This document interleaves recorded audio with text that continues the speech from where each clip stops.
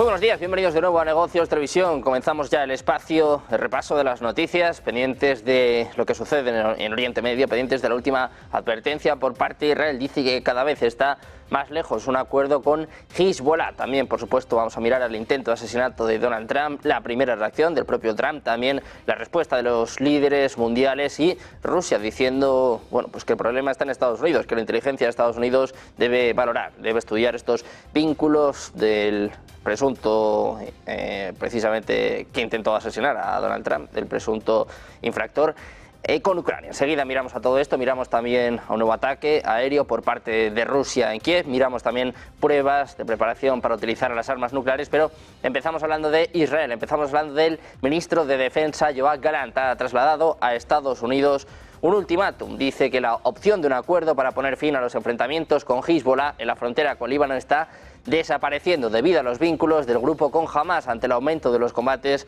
durante las últimas semanas. Dice Gallant que la opción de un acuerdo en el norte está desapareciendo, que Hezbollah sigue vinculándose con Hamas y que la dirección está clara. Eso es lo que decía durante una conversación con su homólogo estadounidense Lloyd Austin, según recoge el diario israelí Haaretz. Asimismo, ha hecho hincapié en la necesidad de acabar con la amenaza que supone Hezbollah desde el sur del Líbano y lograr el regreso a casa de los israelíes desplazados del norte de Israel, al tiempo que reitera que su país va a seguir trabajando para destruir a Hamas y liberar a los secuestrados que siguen en manos de las milicias palestinas desde los ataques del 7 de octubre.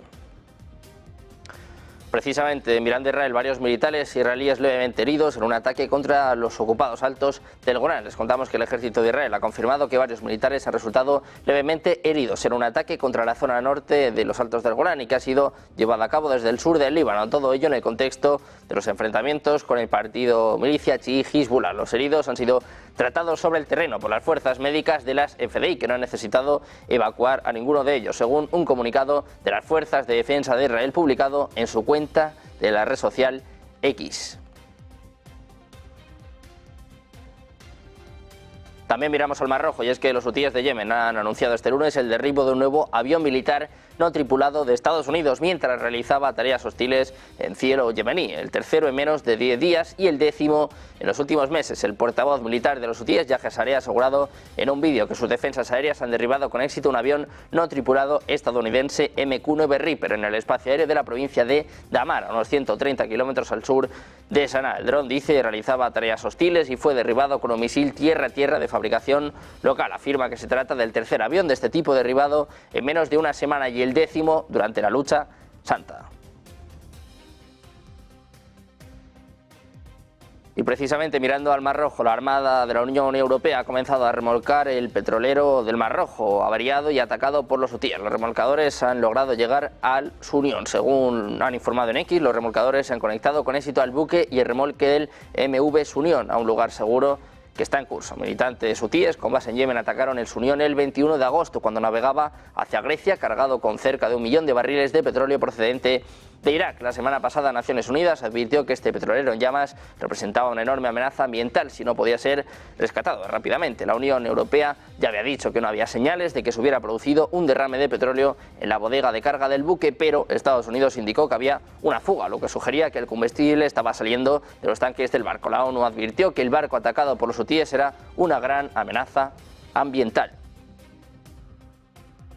También miramos a Irán, y es que Estados Unidos y Reino Unido están preocupados de que Rusia haya estado ayudando a Irán a desarrollar su programa de armas nucleares a cambio de la reciente entrega de misiles balísticos que le proporcionó Teherán para utilizarlo en su guerra contra Ucrania, es lo que informa este sábado, según fuentes familiarizadas con el asunto. La cuestión de la profundización de los lazos entre Rusia e Irán fue motivo de preocupación durante las reuniones entre el presidente de Estados Unidos, Joe Biden, y el primer ministro británico, Keir Starmer, en Washington, D.C. este viernes, así como durante las conversaciones entre Anthony Blinken, el secretario de Estado de Estados Unidos, y el secretario de Asuntos Exteriores británico, David Lammy, a principios de esta semana. Sin embargo, según el periódico Guardian, los dos países no solo están centrados en los misiles balísticos suministrados a Rusia por Irán, sino que también están preocupados por lo que Rusia pueda proporcionar a cambio.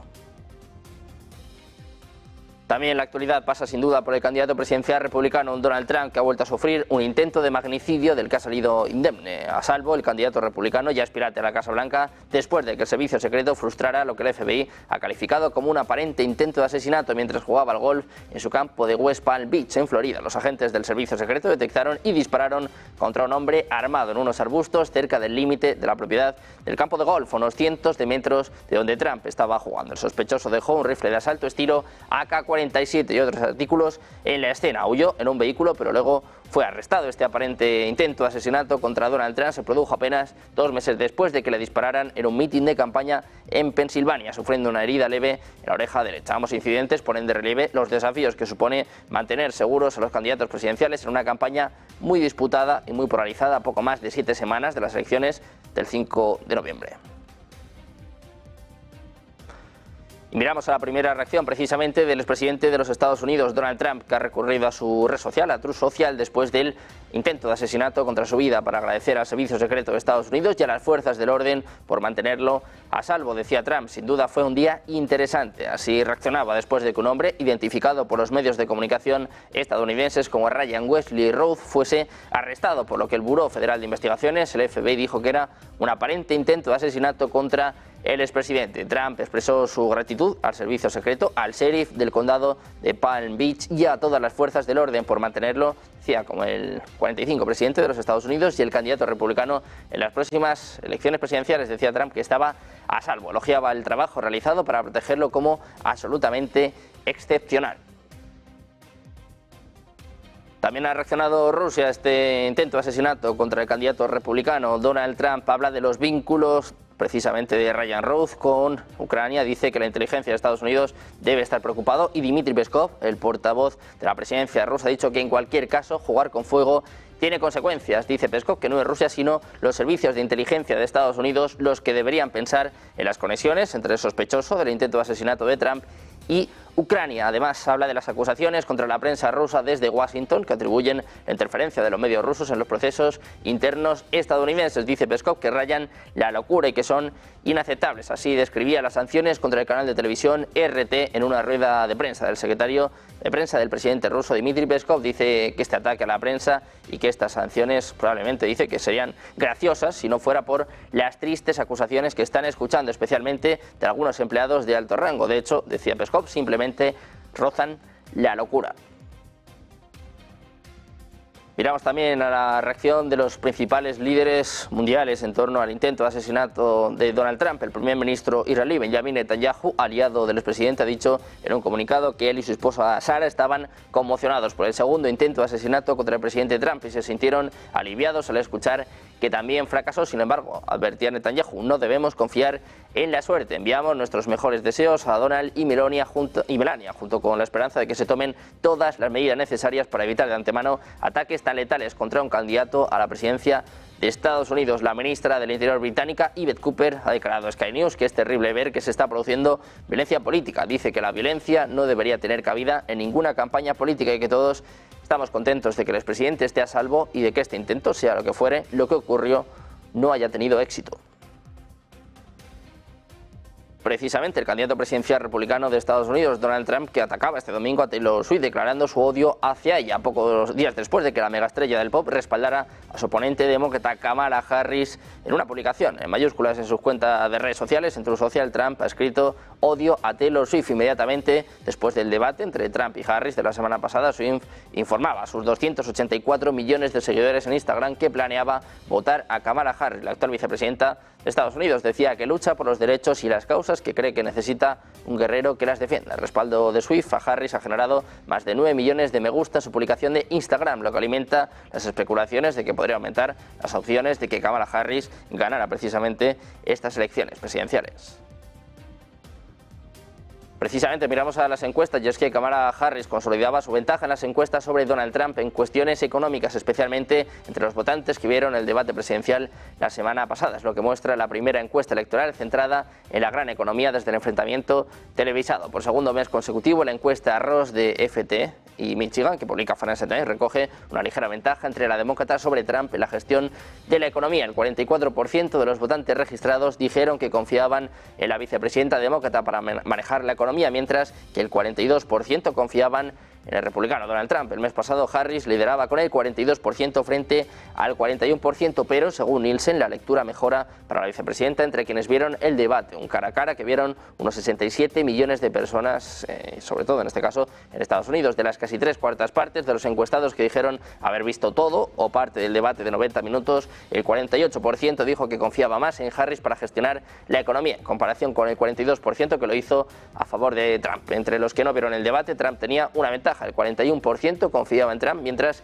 que el 35% estaba a favor de Harris. La encuesta se realizó en los 2 días inmediatamente posteriores al debate de la semana pasada. La promesa de Trump de aumentar los aranceles a los bienes importados, particularmente de China, tiene el apoyo de una estrecha mayoría de los votantes estadounidenses, lo que ilustra su ventaja económica sobre su rival Kamala Harris, según muestra una nueva encuesta de Reuters Ipsos. Tanto el expresidente republicano como su oponente demócrata han prometido que van a buscar recortes de impuestos si ganan las elecciones del 5 de noviembre, pero los votantes también creen que Trump tiene más opciones de reducir la deuda nacional de 35 billones de dólares, aunque los analistas económicos independientes dicen que sus propuestas tendrían el efecto contrario.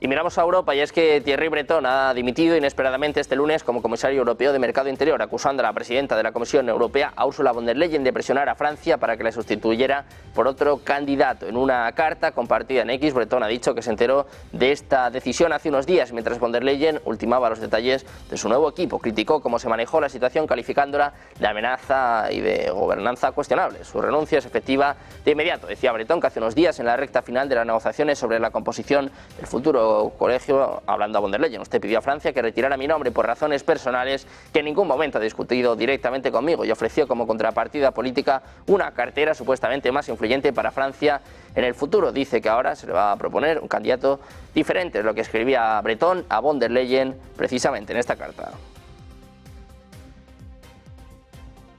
Y tenemos ya el sustituto de Thierry Breton, al menos el nombre que pone Francia sobre la mesa. Hablamos de Stéphane Séjourné, el ministro de Asuntos Exteriores francés. Como decimos, el gobierno francés ha nombrado a Séjourné para que lo represente en el Colegio de Comisarios de la Unión Europea. Este anuncio se produce tras la dimisión del comisario de Mercado Interior Thierry Breton, que dimitía hoy en medio de un desacuerdo con la presidenta de la Comisión Europea, Ursula von der Leyen. Séjourné se convirtió en miembro del Parlamento Europeo en 2019 y dirigió el grupo parlamentario Reform Europe desde 2019 hasta 2024, cuando fue nombrado ministro de Asuntos Exteriores bajo el mandato del primer ministro Gabriel Attal, un cargo que ocupó cuando Attal fue reemplazado por Michel Barnier a principios de este mes. Barnier comentó sobre su nominación y expresó su confianza en que el próximo comisario europeo podrá trabajar activamente por la acción y el éxito del Colegio Europeo en interés general.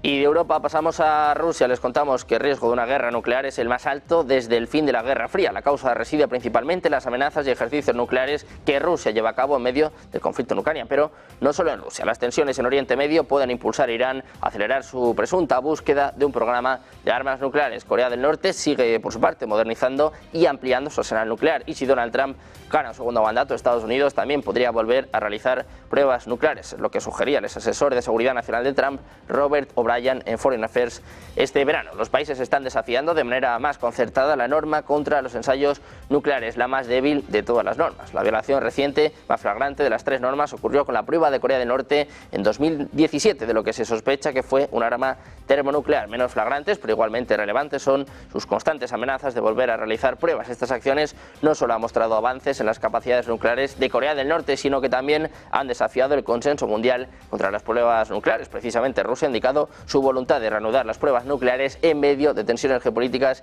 intensificadas. Esta reanudación de las pruebas nucleares, en particular por parte de un estado distinto de Corea del Norte, que es ampliamente considerada un paria, socavaría la norma y generaría preocupaciones sobre una nueva carrera armamentística armamentística. Todo este ruido de sables nuclear aumenta el peligro de que una guerra convencional se convierta en un conflicto nuclear. Rusia se prepara para probar un arma nuclear en su territorio como aviso a Occidente en medio de las tensiones, también en medio del suministro de armas de largo alcance por parte de Estados Unidos y de Reino Unido a Ucrania. Precisamente mirando a Ucrania, enseguida les contamos nuevos ataques en Kiev, Estados Unidos, que teme que Ucrania pueda perder la guerra este mismo verano. Hacemos una pausa de 2 minutos y les contamos todo enseguida en Negocios Televisión.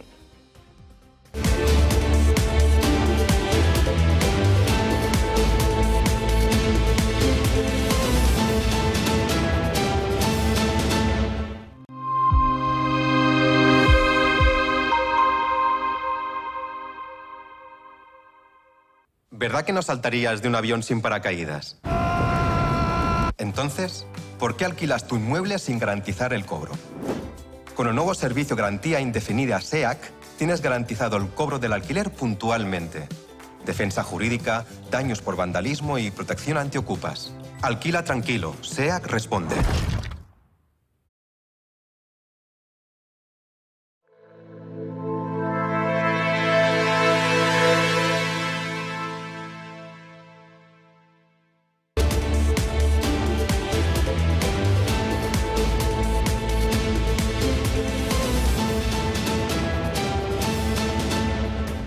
Ya estamos de vuelta en Negocios Televisión, seguimos mirando a la última hora, pendientes del conflicto en Ucrania y pendientes también del Kremlin, que ha incrementado su cooperación con Irán en sus ambiciones de obtener armas atómicas en los últimos meses. Según fuentes citadas por Bloomberg, el desarrollo del asunto fue discutido por funcionarios estadounidenses y británicos en Washington esta semana, mientras que el Starmer se reunía con Biden en la Casa Blanca para una reunión estratégica sobre política exterior. Precisamente en este sentido hablan de la preocupación por los vínculos militares entre Rusia e Irán. La administración de Biden sigue profundamente preocupada por las actividades nucleares de Irán, según un portavoz del Consejo de Seguridad Nacional de la Casa Blanca. Biden ha dejado claro que Estados Unidos está dispuesto a utilizar todos los elementos del poder nacional para evitar cualquier escalada nuclear por parte de Irán.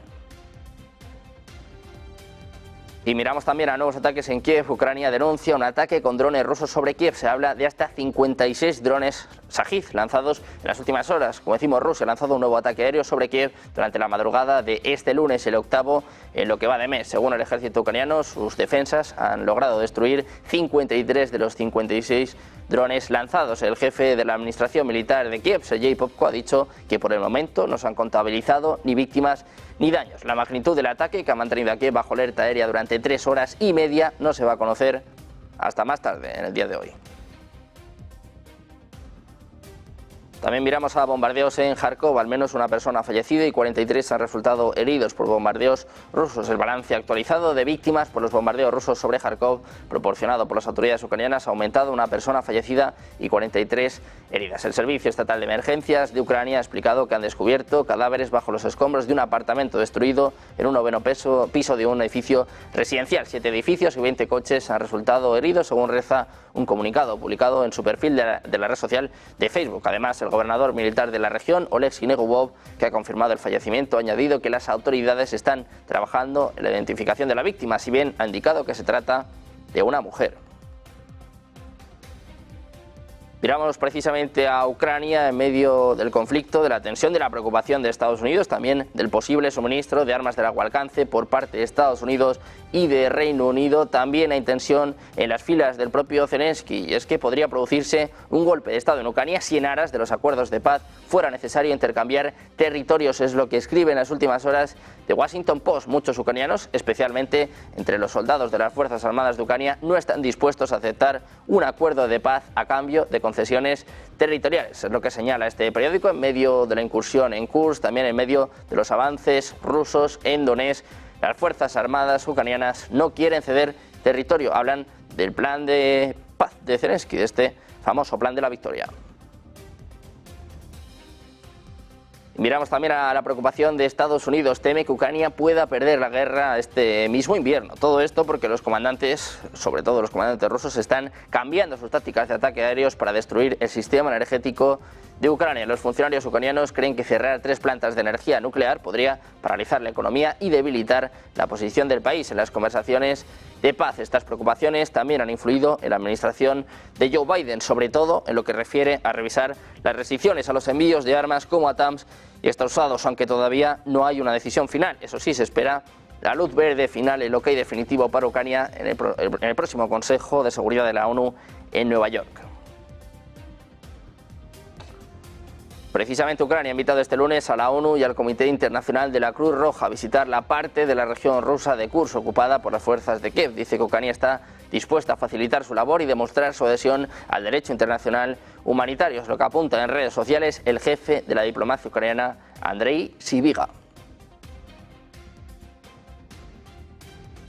Miramos de nuevo al presidente ucraniano Volodymyr Zelensky, que asegura que sufren grandes pérdidas por la lentitud del suministro de armas occidentales. Dice Zelensky que las tropas ucranianas están sufriendo grandes pérdidas porque las armas occidentales llegan demasiado lentamente para equipar adecuadamente a las fuerzas armadas. Es lo que decía el propio Zelensky a la CNN, donde ha asegurado que la situación en el este era muy difícil, agregando que la mitad de las brigadas de Ucrania allí no estaban equipadas. Por lo tanto, dice Zelensky, se pierde mucha gente que no están en vehículos armados, que no tienen ni artillería ni munición.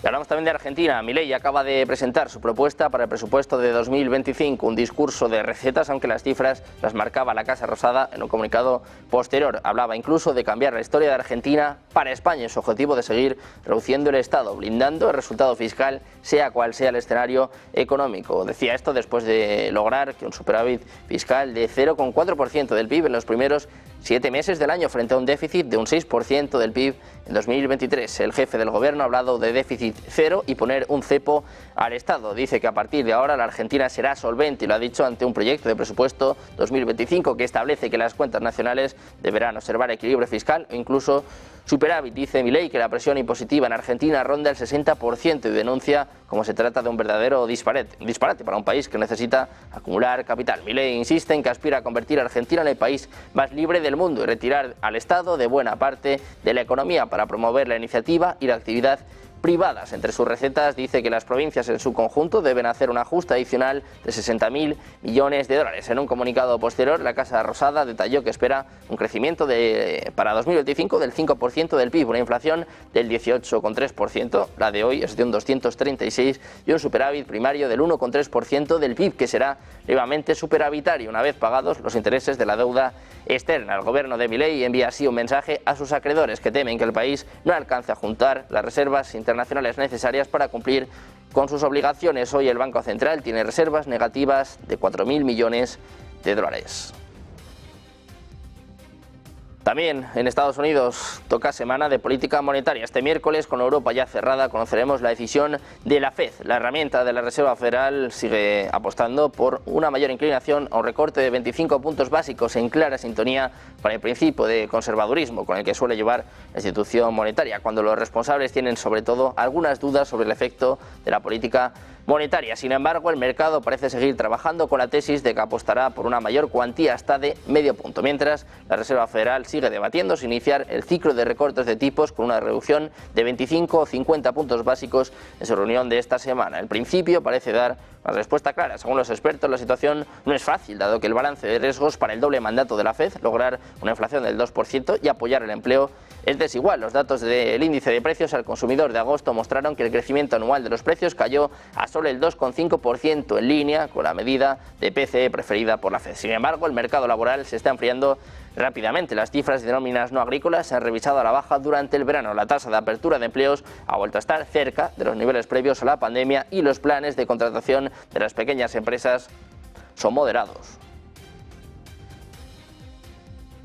Además, vamos a tener una semana cargada de referencias para los inversores. La más importante tendrá lugar con la Reserva Federal, que va a centrar todas las miradas con una reunión que va a marcar el inicio de su ciclo de recortes, pero atentos también porque esta semana hay muchos vencimientos. El viernes tendremos jornada de triple hora bruja, lo que añadirá volatilidad. La duda radica en si llevará a cabo una bajada de 25 de 50 puntos básicos, pero también habrá reuniones del Banco de Inglaterra, el Banco Popular de China y el Banco de Japón. En Europa la atención estará puesta en el IPC de agosto, para el que se prevé se sitúe en 2,2% en tasa general, cada vez más cerca del objetivo del Banco Central Europeo. También destacarán la inflación de Reino Unido y el índice CEP alemán. En Asia-Pacífico el foco va a recaer en los datos de exportación e importación de Japón y el IPC nacional nipón.